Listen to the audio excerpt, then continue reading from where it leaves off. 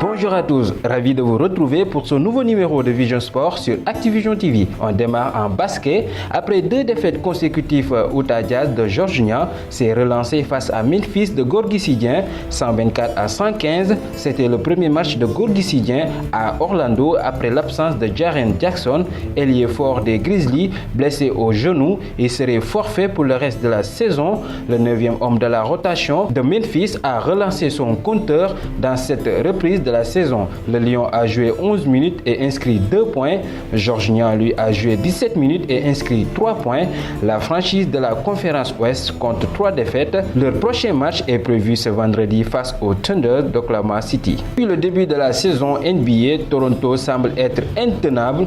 Les Raptors ont battu Orlando 99-109 et continuent leur sans faute avec Fred VanVleet qui n'arrête toujours pas de surprendre. Le meneur a terminé avec un double-double, 21 points, 10 passes décisives. S'il continue comme ça, les hommes de Nick Nurse pourraient atteindre le meilleur bilan de l'histoire de la franchise en saison régulière après 2 matchs à venir. En football, info mercato, Lyon a prêté à Dijon le milieu de terrain hispano-sénégalais Pape Cheikh Diop pour une saison avec option d'achat, a annoncé jeudi les 2 clubs français. Le LOSC a officialisé jeudi le transfert de son jeune défenseur sénégalais El Hadji Arfan Gueye, âgé de 20 ans, à son club satellite belge. On part en Angleterre. Liverpool a fait une prise de contact avec les représentants d'Ismaïla Sarr. Il n'y a pas encore d'offre officielle, mais les discussions ont commencé avec l'entourage du joueur. Néanmoins, Crystal Palace et Wolverhampton sont à l'affût pour recruter l'ancien joueur de Génération Foot. On reste en Angleterre pour parler de Gana Gueye qui pourrait faire son retour dans l'élite anglaise, courtisé par Manchester United et Wolverhampton.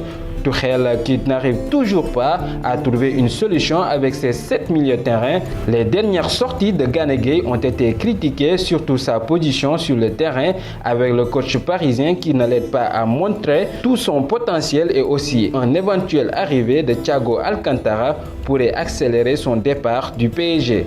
Et enfin, après la signature du défenseur central Nathan Ake pour 45 millions d'euros, désormais Manchester City veut boucler le dossier Kalidou Koulibaly. Naples accepte de diminuer le montant initial de 100 millions à 80 millions, mais les Citizens proposent 60 millions d'euros. Mais n'empêche, Manchester United guette les négociations, eux qui voudraient une charnière solide, Kalidou Koulibaly, Maguire. On termine en lutte traditionnelle. Les lutteurs thiessois s'inquiètent de leur situation. 2 des grands champions de la région, tels que Modou Anta et Ambulance, n'ont toujours pas été approchés par les promoteurs, eux qui n'ont connu aucune défaite à domicile, tandis qu'à Dakar, presque tous les ténors de chaque écurie ont rempli un contrat. C'était tout pour ce numéro de Vision Sport. Je vous donne rendez-vous à la prochaine. D'ici là, continuez à vous abonner sur la chaîne YouTube Activision TV et sur notre site internet www.activision.com.